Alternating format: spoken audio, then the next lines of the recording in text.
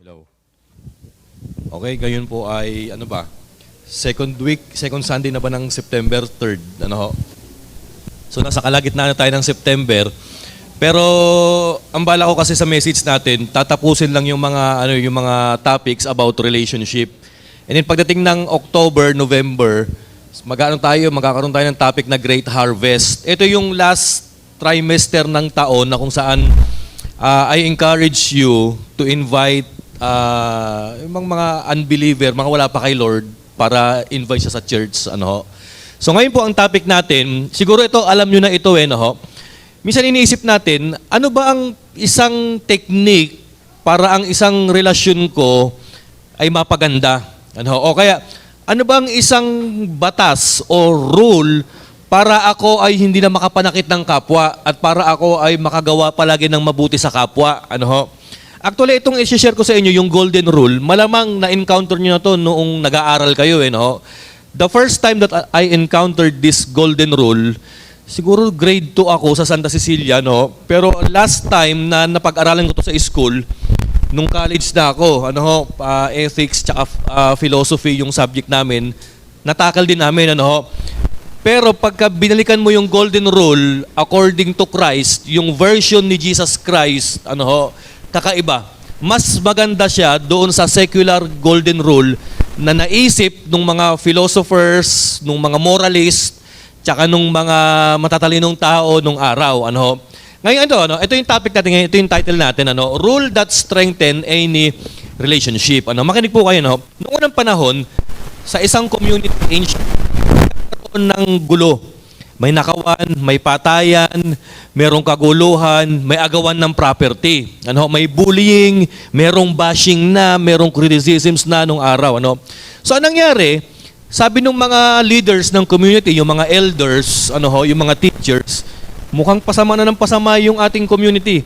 Gawa tayo ng batas para ma-minimize yung krimen o yung pagkakasakitan ng mga tao. So ang batas, pagka sinabing batas, yan yung mga don'ts Huwag kang papatay, huwag kang mangangalunya, huwag kang magnanakaw, huwag kang mananakit, huwag kang magsisinungaling. So puro wag.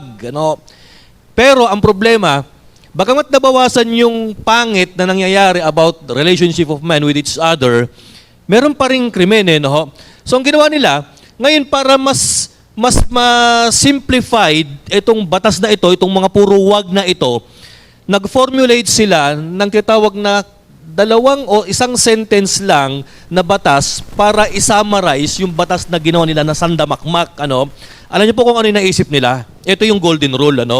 Kung ano yung ayaw mong gawin sa'yo, huwag mong gagawin sa kapwa mo. Actually, totoo yan. If all of us would practice this simple and golden rule, ako naniniwala, mamiminimize yung pambabash natin. Mamiminimize yung pang-criticize natin, yung pambubuli natin, yung pananakit natin, yung panglalamang natin sa kapwa natin, medyo mababawas-bawas. It is simply because you are considering na ayaw mong mangyari yung ginagawa mong pangit sa kapwa mo, sa'yo. So, nag-formulate sila ng isang golden rule. And in ancient Egypt, ito yung mga versions po niyan ng golden rule dun sa outline. Ito po, Sa Egypt, noong 2040 BC, grabe, ang tagal na po nito, 2,000 years before Jesus Christ plus 2,000 years after Jesus Christ sa panahon natin. Bigyan mo 4,000 years ago, na-formulate na pala itong batas na ito. Ito sabi sa Egypt, do for one who may do for you that you may cause him thus to do. Ibig sabihin, gawin mo sa iba yung gusto mo ring gawin nila sa iyo. Sa sunod, ito, sa Greece, ancient Greece, ito naman ang nangyari. Si Isocrates, ito sabi niya, do not do to others that which angers you when they do it to you. Sa Tagalog, sabi niya, huwag mong gawin sa iba yung mga bagay na nakakapagpainis sa'yo. Sabi niya ganyan. So ano ba yung mga bagay na nakakagalit sa'yo? Yung mga bagay na kinaiinisan mo. So kung ayaw mo na pinipintasan ka, huwag kang pamimintas. Kung ayaw mong bubulihin ka, huwag kang mambubuli. Kung ayaw mong nilalamangan ka, huwag kang manggugulang sa kapwa. Sabi ni Isocrates. So yung mga bagay, do not do to others that which angers you when they do it to you. Ayan, huwag kang mambubos ka kung ikaw naman ay pikon. Tama po ba, mga kapatid? Ito napansin ko nung kabataan ko Karamihan ng mga taong malakas mambuska, pikon. Oo. Pag sila inasar mo, pikon din. Pero ang lakas mang asar, mga kapatid. So sabi ni Isocrates, kung ayaw mong mabuska ka, huwag mong gagawin yan. Ito pa, si Confucius sa ancient China, ito sabi niya, ibang version din, iba yung pananalita, pero halos ganun din yung pinaka-main idea. What you do not want done to yourself, do not do to others. Basic. Kung ano yung ayaw mong gawin sa'yo, huwag mong gagawin sa iba. Ayan. So, church, papansinin natin, ano yung sinasabi ng golden rule dun sa ancient times? Actually, dalawa napansin ko eh. Negative tsaka passive. Negative tsaka passive. Negative in a sense na huwag kang gagawa eh. Huwag mong gagawin eh. Yung mga bagay na ayaw gawin sa'yo eh. Yung negative yan. Passive in a sense na wala kang gagawin kundi huwag ka lang magagawa. Huwag ka lang mag-actively mag-o-offend ng kapwa. Pero nung dumating si Jesus Christ, binigyan niya ng golden touch, itong golden rule. Para kay Jesus Christ, doon sa Matthew 6:31, ang sabi niya? Gawin mo sa iba yung mga bagay na nais mong gawin nila sa'yo. So para kay Jesus Christ, ganito naman. Ang napansin ko, it is positive and active. Positive in a sense na ikaw yung mag-i-initiate na gumawa ng kabutihan. Active, ikaw yung mag-i-initiate. Positive in a sense na kabutihan yung gagawin mo. So ganito para kay Jesus Christ, ganito. Kung gusto mong pinapansin ka, pansinin mo rin sila. Kung gusto mong irespeto ka, respect them, kapatid. If you want people to be kind to you, be kind to others. If you want people to help you in times of your need, tumulong ka rin sa kapwa mo. Ayan, para kay Jesus Christ, active tsaka positive, mga kapatid. Okay, next, sabi ko po rito, ano yung three forms ng golden rule na nakita natin kay Christ, maging doon sa mga ancient philosophers and moralists? Ito po, nakita natin. Yung una, negative. Huwag mong gagawin yung ayaw nilang gawin sa'yo. Pangalawa, yung kay Jesus Christ, positive. Gawin mo kung ano yung nais nilang gawin din sa'yo. Pangatlo, empathic in a sense na kung ano yung wini-wish mo sa kapwa mo, yun din yung possibility na pwedeng mangyari sa'yo. O kaya yun din yung i-wish nila sa'yo. Emphatic. Ngayon, church, tignan natin ngayon, napansin ito ngayon ng mga tao, yung golden rule, para sa iba, para ang hirap yatang gawin eh. Simple na nga, pero mahirap gawin. Actually, kaya ito tinawag na golden rule. Golden in a sense na sinimplified, pinaliit, ginawa na nga lang maiksi. Golden in a sense na madaling ma-memorize. Golden in a sense na marami siyang application. It applies to all relationships, mga kapatid. Tama po ba? Sa mag-asawa, pwede mo rin gawin yung golden rule. Tama po ba? Huwag kang maglilihim kung ayaw mo ring paglihiman ka. Ayan. Huwag kang magsisinungaling kung ayaw mo ring pagsinungalingan ka. Tama po ba, mga kapatid? Ayan, maglingkod ka, mahalin mo yung partner mo kung gusto mo ring mahalin ka. Ayan, magpatawad ka kung gusto mo ring patawarin ka. Ayan, magpatawa ka kung gusto mo ring patawarin kanila. Ayan, magpaligaya ka. Actually, ganun lang din So in short, pag meron talagang isang salita para i-simplify pa yung golden rule. Alam niyo kung ano yung salitang ito, yung reciprocal. O yung reciprocate, parang gantihan. Tama mo mga kapatid? Kung ano yung ayaw mong gawin sa'yo, huwag mo rin gagawin sa kanya. Kung ano yung gusto mong gawin sa'yo, gawin mo rin sa iba, mga kapatid. Ngayon dito sa panahon natin, yung mga tao, para mas madali nilang i-apply yung golden rule, ang ginawa nila, nilagyan nila ng different touch yung golden rule ng ating Panginoon. Number one na ginawa ng tao, ito po, pansinin po natin, reciprocal rule. Pag sinabing reciprocal, yun nga, yung gantihan, palitan. Ang ibig sabihin ng reciprocal sa business, scratch my back, I will scratch yours. Ayan. Sa Tagalog ng reciprocal, kaliwaan. Pag binigyan kita, bibigyan mo rin ako. Anong pinaka-main idea ng reciprocal rule? Ito, whatever you do for me, ayan, I'll do it for you. Anumang bagay ang gagawin mo sa akin, gagawin ko rin sa iyo. Actually, ginagamit ito, church, sa business world. Ayan. Bibigyan ka namin ng good customer service, pero bibigyan mo rin kami ng sapat na magandang bayad sa aming serbisyo. Reciprocal rule. Tama po ba?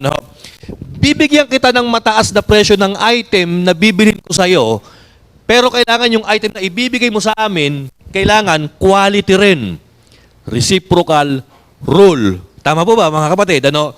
Bibili ako ng mumurahing cellphone, pero bibigyan din kita ng mapapamura kang cellphone. Tama po ba, mga kapatid?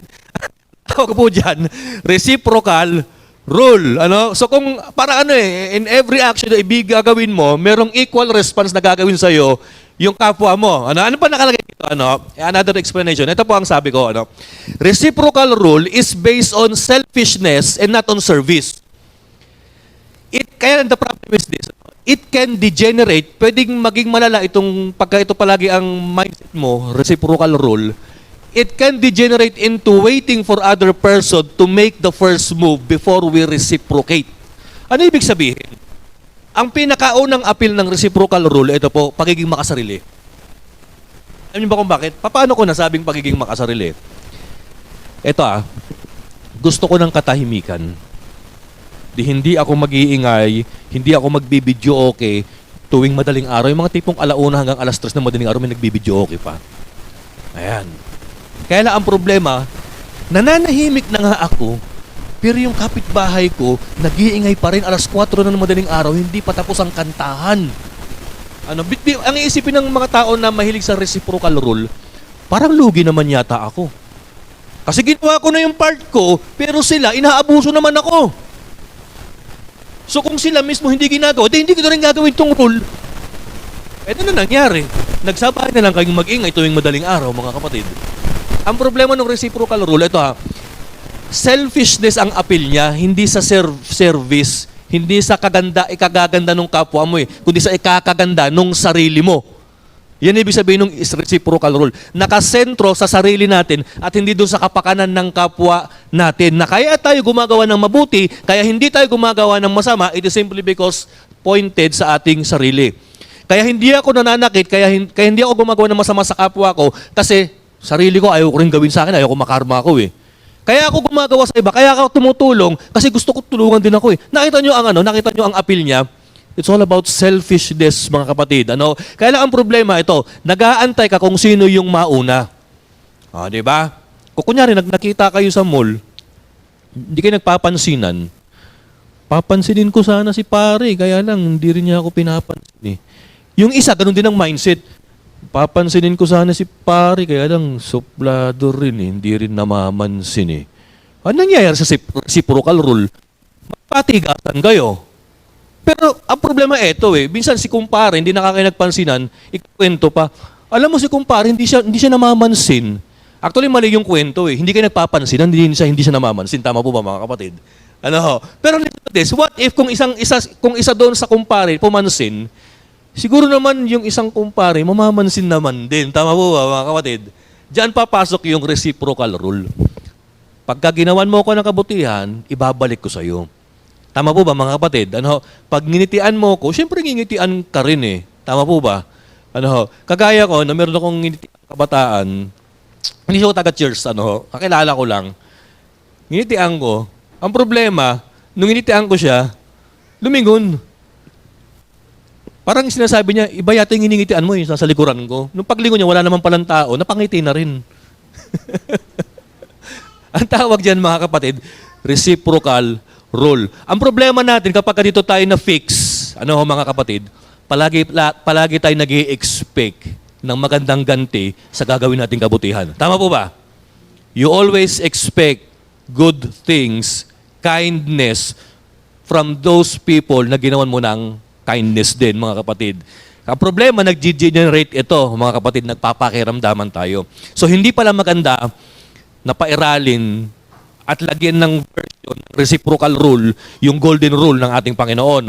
Pangalawang modification, mga kapatid. Ito yung pangalawang modification. The ricochet rule. Pag sinabing ricochet, bumanda. Okay, nag-boomerang. Ayun na ibig sabihin. Ito, ano ibig sabihin ito? Do to someone based on what other person has done to you.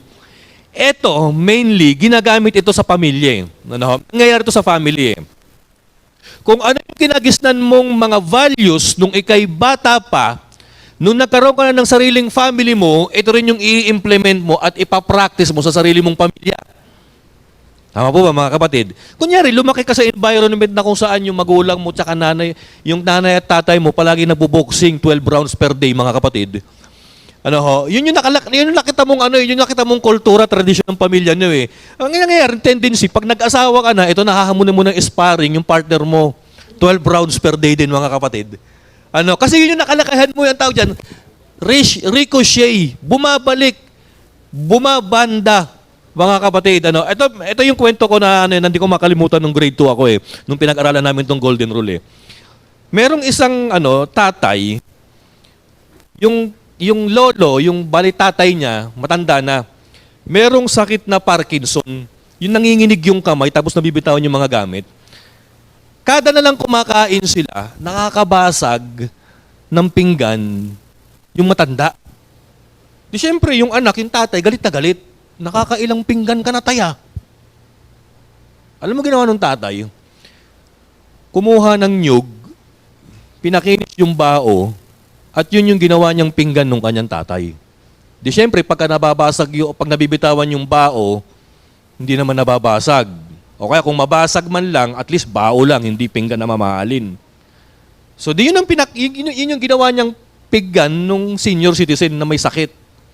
Mamaya-maya, itong tatay, nakita niya yung kanyang anak, naglalagari rin ng bao. Sabi nung tatay mo, mukhang may project yung anak ko sa school ah. Nakano yung ginagawa mo? Tay, gagawin ko rin tong pinggan pagtanda mo. Kasi nakita ko yan yung ginagawa mo kay lolo eh. Ricochet rule, bumanda sa kanya, mga kapatid. Ano ibig sabihin nito, church? Ano ibig sabihin nito? Kung ano yung mga ginawang bagay sa atin ng mga taong nakapaligid sa atin, nai-istoryan sa memory natin. Either kasamaan yan, kabutihan yan, at then, since na-restore yan o na-install yan sa memory mo, pagdating ng araw, yan din yung tendency na gagawin mo sa kapwa mo, kapatid. Tama po ba, mga kapatid? Merong isang bata, lumaki sa isang magulong environment, yung uso yung nakawan. Alam niyo nangyari, nagnakaw siya. Nung nahuli siya, sabi nung pulis, ninakaw mo yan Hindi, napulot ko lang. Biruin mo itong kabataang ito, lumaki sa isang environment na kung saan ang pagnanakaw para sa kanya napupulot lang mga kapatid. Ricochet, yan yung ibig sabihin niya, ito kasi yung kinalakaan kong environment eh. Alam niyo, para mas maintindihan natin itong rule na ito, merong isang mister, masyadong stress sa trabaho kasi binungaan ng boss. Di syempre, maligalig tong mister, mainit ang ulo, tapos traffic pa. Pag uwi ni mister, dahil siya ay nabungangaan ng boss niya, pinagtatadyakan agad yung mga gamit sa bahay. Naiin kung ano ng mga sinasabi. Di sa malubong yung misis, ang ginawa ng mister, binungangaan niya yung kanyang misis. Di syempre, yung misis nasaktan. Sasalubungin ko si Honey. Bigla akong tinalak-talakan. Sabi ni Mrs., dapat na ako yung tumatalak sa kanya, ako pa yung tinalakan eh. Ngayon, siyempre itong si Mrs., nag-init din ang ulo, mga kapatid. So, ang ginawa niya, pinasa niya yung init ng ulo niya dun sa anak niya. Tinalakan din niya yung anak niya kasi hindi gumagawa ng assignment, kasi bagsak yung exam sa school. Yung bata naman, ang problema, nag-init din ang ulo ng bata, mga kapatid. Alam niyo kung anong pinag-initan ng bata? Yung aso, sinipa yung aso nila. Ba't pinagkalitan ako ni Mami? Siyempre, yung aso, nung natadyakan, nag-wild. Ano yung ginawa ng aso? Kinagat, kapatid, yung manika, tanggal ang ulo. Nakita nyo, church, yung ricochet, yung banda-banda ng galit. Nag-umpisa sa boss, kay tatay, kay nanay, kay anak, kay aso, hanggang sa huling biktima, yung manika. Alam nyo, mas maganda na lang kung sana ginawa ng tatay pag-uwi, kinagatan lang yung manika, mga kapatid eh. Tama po ba? Ang problema, nag-ricochet pa ng ilang beses eh. Ilang beses pang nagpasa-pasa yung bad vibes, mga kapatid eh. Ito ang problema, ito yung butas ng rule, mga kapatid. Kung ano yung ginagawa sa atin, maganda man yan o pangit, we have the tendency to do it to others. Kaya ano pa may nakalagay dyan?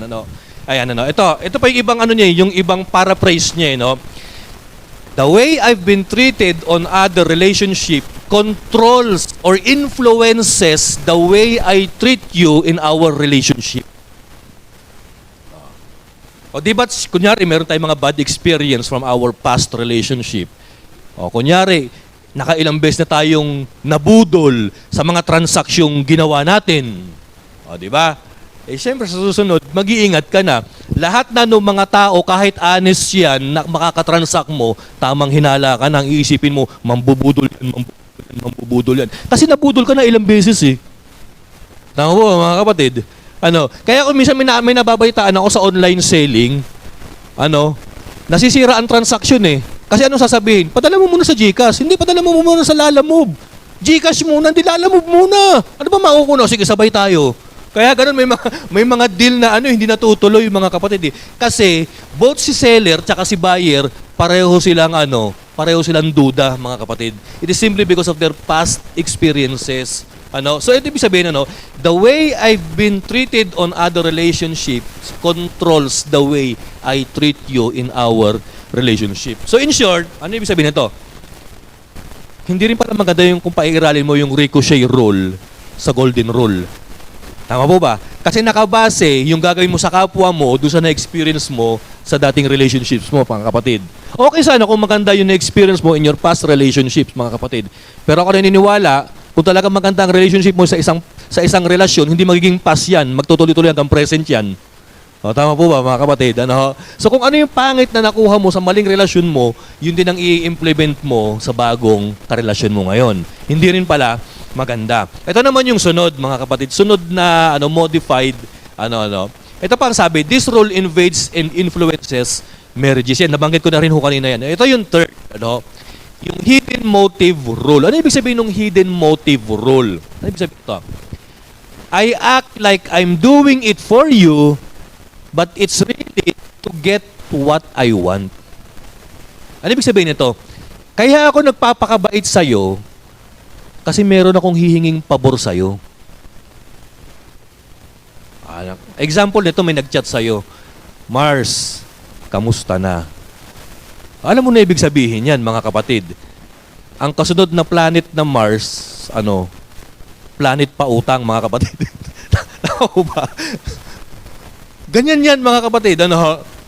Actually, itong hidden motive rule, hulaan nyo kung sino magamit nito. Alam nyo kung sino? Ikaw. Pag malapit ng eleksyon, ayan na, daming mga ayuda niyan, mga kapatid. May mga medical assistance pa yan. Tama po ba? Kulang na lang ipalit sa pera yung mukha nila, mga kapatid. Tama po ba, mga kapatid? Ang tawag dyan, hidden motive rule. Ito may project ako, may ayuda ako, may ipamimigay ako, magpalista lang ng pangalan. Yan, mga kapatid. Ibig sabihin niya, pagdating ng eleksyon, huwag niyo akong kakalimutan, mga kapatid. Kasi mga kampanya na kami, mga kapatid. Yun ang ibig sabihin niyan eh. Minsan, namasyal ako, kasama ko si Alex eh, sasakyan kami, na traffic. Sabi ko, bakit traffic? Pagtingin namin, may libing. Tinignan ko yung tarpaulin. Matanda yung nakalagay sa tarpaulin eh. Alam niyo kung ano kinagulat ko, mga kapatid? Yung matanda nakalagay sa tarpaulin, nasa taas pala ng sasakyan, kumakaway-kaway. Ay sabi ko, hindi pala patay ito. Kampanya. Pero mo napagkamalang kong, yung kampanya napagkamalang kong libing, mga kapatid. Kasi traffic eh. Nakita ko yung konsyal ng Quezon City kumakaway-kaway eh. Sa matanda eh. Kala ko patay. Hindi, ito, balik tayo dito sa hidden motive rule. I act like I'm doing it for you, but in reality, I want to get something from you. And ibig sabihin yan, mga kapatid. Kaya ako gumagawa ng mabuti sa'yo, kasi pampadulas lang yan. Meron akong hihinging kapalit yan. In short, ito, next, ang ibang term ng hidden motive rule, ito, the basic idea about hidden motive rule is string attached o utang na loob. Ayan.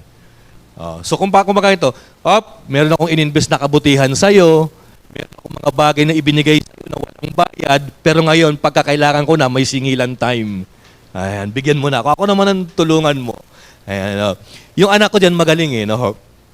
Pag nakakakuha ng ng mataas na grade sa school yan, alam ko na ibig sabihin yan. Daddy, tingnan mo yung grade kong taas oh. Tata, sabi ko. Ano ibig sabihin yan? Kahit makdo lang, pwede na. Siyempre, yung tatay, gagawin ko, ipo-forward ko sa lola. Ma, yung apo mo, mataas yung grade sa school. O sige, mamaya punta tayo sa McDo, sasabihin naman ng lola. Pero ako mga kapatid, ang anak ko, mataas man mababa ang grade niyan, hindi ko pa rin binibigyan ng McDo yan mga kapatid. Hindi, Jollibee. Oh. Hindi, yan po ibig sabihin ng basic idea about hidden motive rule. String attached. Ibig sabihin, kaya ka lang ba gagawa ng mabuti kasi meron kang hinihinging kapalit? Ang pangit naman. Tama po ba mga kapatid? Actually, itong tatlong butas, tatlong modification ng golden rule, ito yung binabasag ng golden rule ni Jesus Christ. Yung isa, it was motivated by selfishness. Yung pangalawa, it was motivated by some sort of revenge o kaya parang reactive na kung ano yung mga ginawa sa'yo. Ito namang pangatlo, ito ay motivated ng utang na loob, string attached, mga kapatid. Na kaya ka lang ba gagawa ng kabutihan sa kapwa mo kasi magbe-benefit ang self, mga kapatid. Alam niyo, para kay Kristo, hindi yan yung nais i-point out ng ating Panginoong Jesus nung sinabi niya yung Matthew 6:31. Basahin nga natin yung golden rule. Ito yung golden rule ni Jesus Christ eh. Treat others as you want them treat you. Tratuhin mo yung kapwa mo kung paano ka tratuhin kung paanong paraan mo gusto kanilang tratuhin. Actually, kung titignan natin sa unang sulyap, parang may pagka-selfishness yung tema yung dating eh. Parang may pagka-ricochet din na ibabalik sa'yo, parang may pagka-string attached din eh.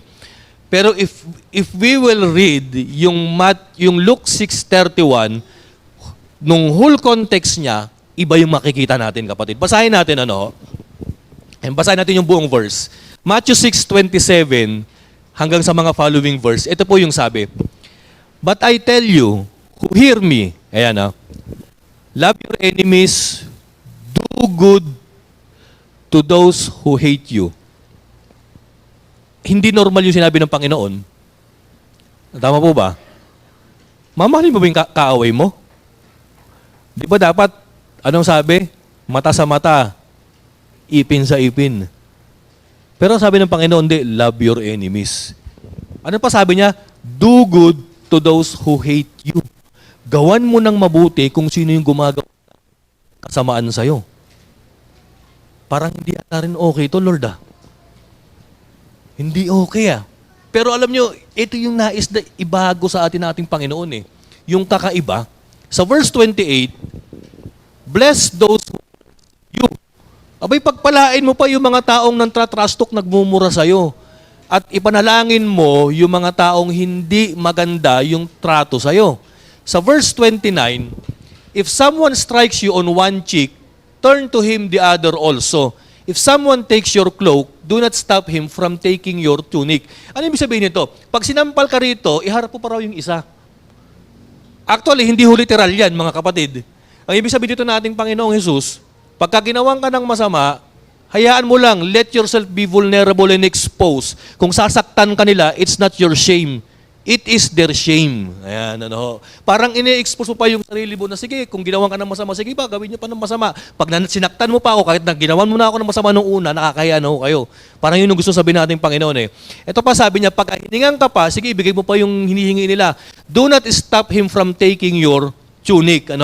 Verse 30, give to everyone who asks you, and if anyone takes what belongs to you, do not demand it.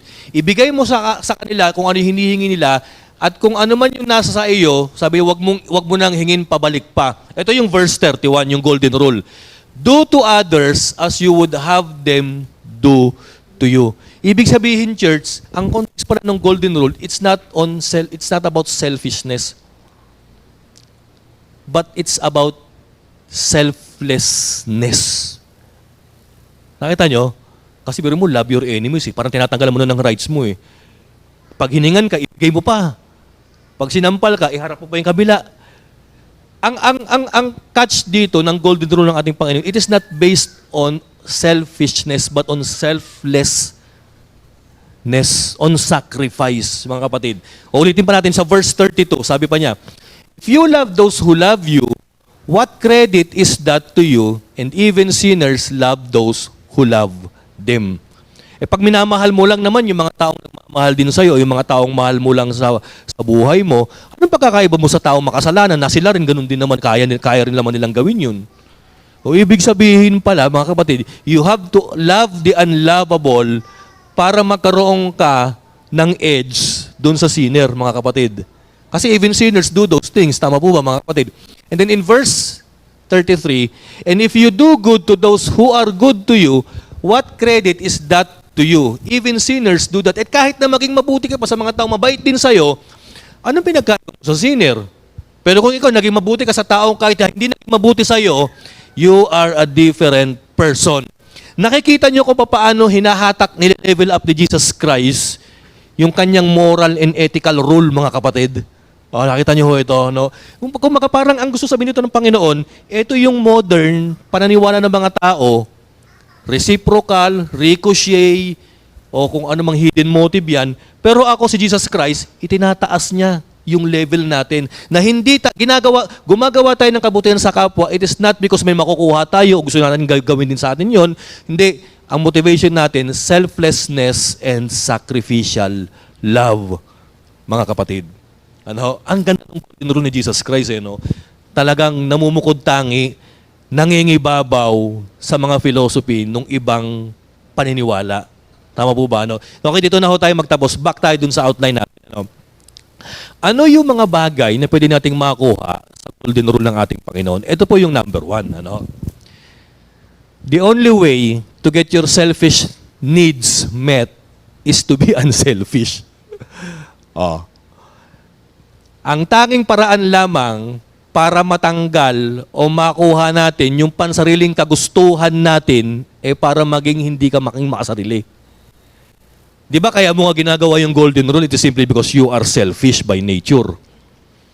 Pero nakita mo, no, inutusan ka ng Panginoon na gawin ito, na kaya ka gumagawa ng mabuti kasi gusto mo rin gawan ka ng mabuti, pero biruin mo, napapractice ka ng gumawa ng mabuti actively at nag-i-initiate ka na. Ibig sabihin, as long na ginagawa mo ito, nawawala na yung motivation mo ng selfishness, kundi nagiging selfless ka na.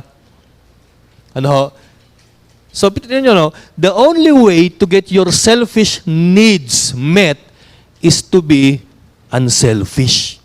Ikaw yung mag-initiate, ikaw yung gumawa ng positive, ikaw yung mag-go, sabing ganyan. Pangalawa, ito po yung pangalawa. Through the golden rule, Jesus taught us the true nature of love. Nakita po ninyo yan. Dahil daw sa golden rule, itinuro sa atin ng Panginoon yung totoong nature ng pag-ibig. Ano ibig sabihin ng love? Love isn't reciprocal but sacrificial.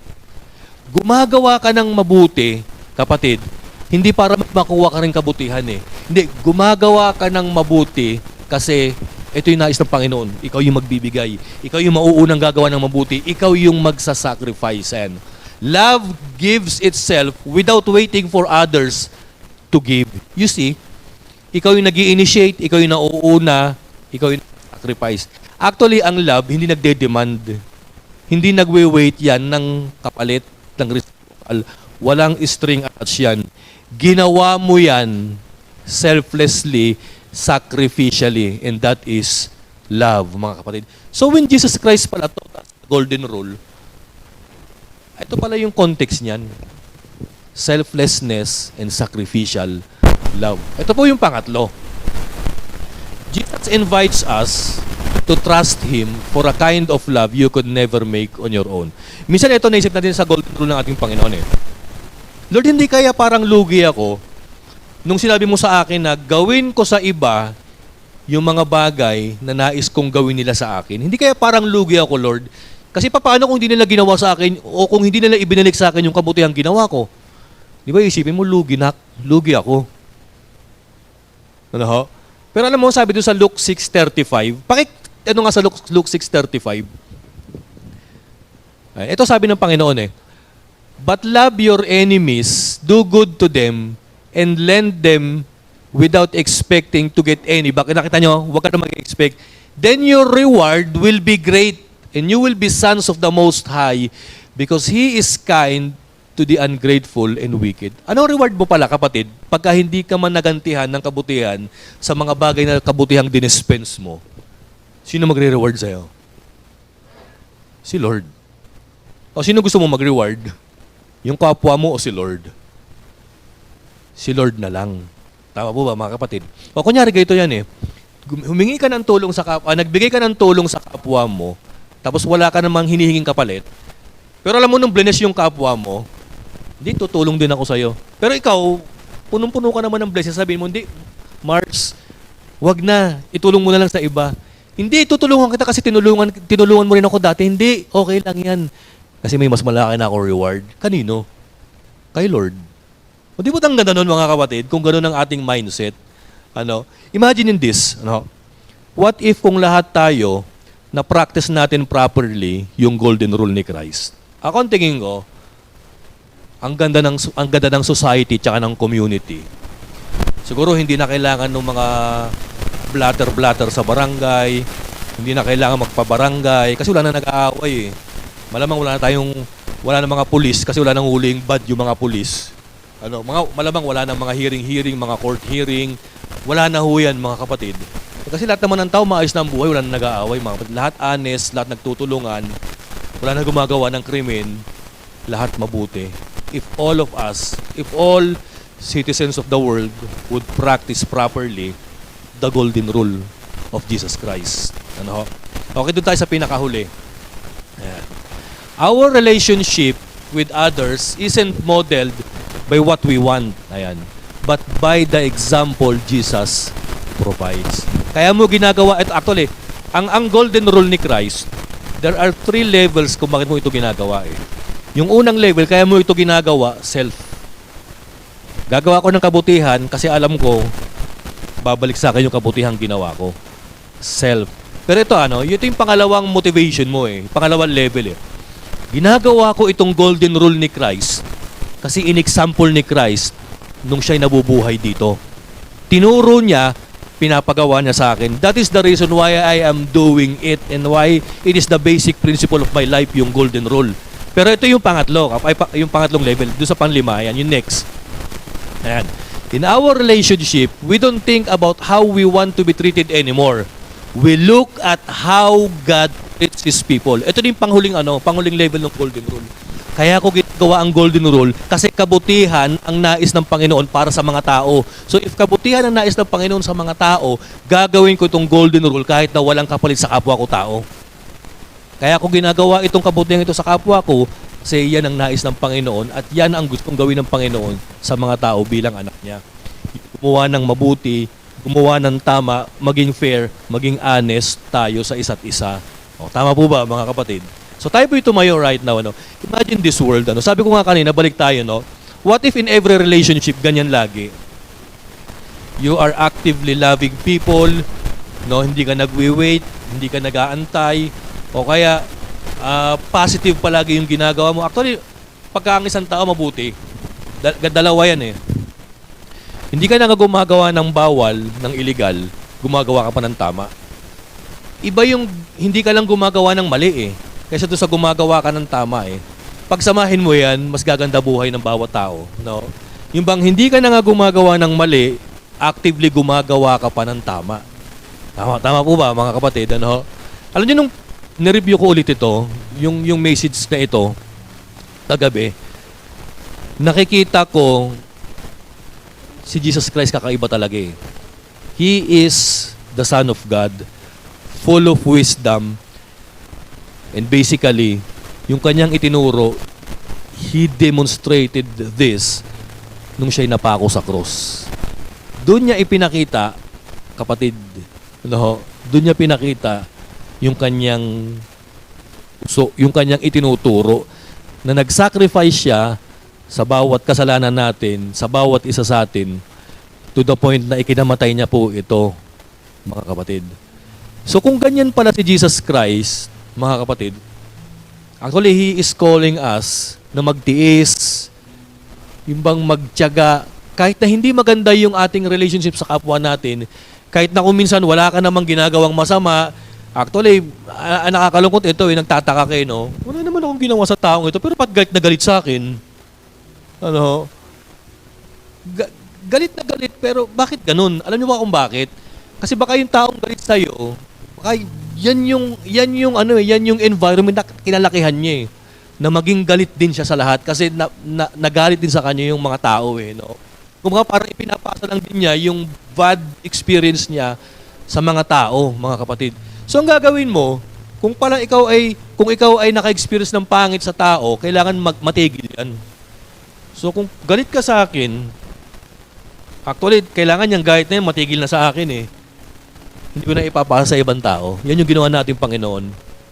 Kumbaga, lahat ng kasamaan, lahat ng galit, lahat ng sin o hindi maganda, kinuha na sa cross.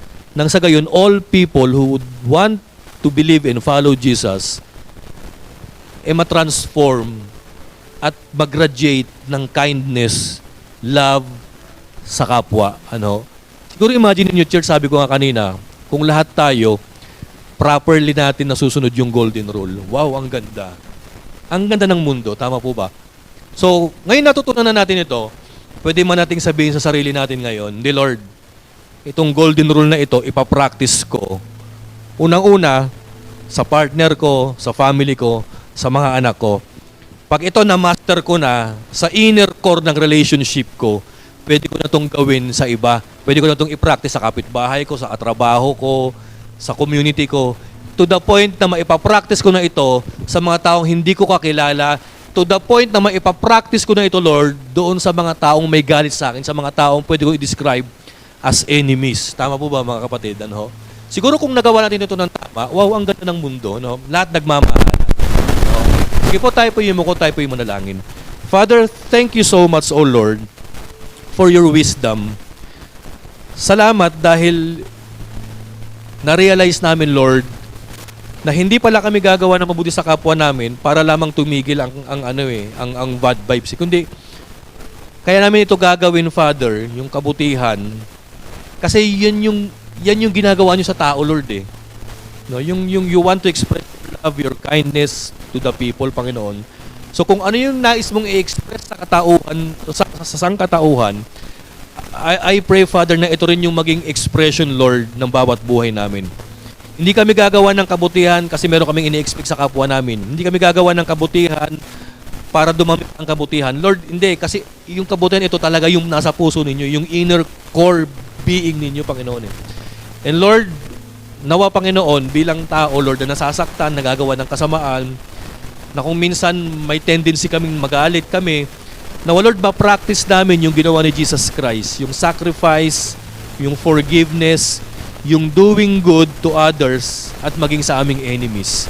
Help us, O Lord, to become a better person, to be a person you want us to be, Panginoon. Lord God, maraming salamat po. Ito po ang aming panalangin. In Jesus' name we pray. Ang lahat po ng anak ng Diyos ay magsabi po ng Amen.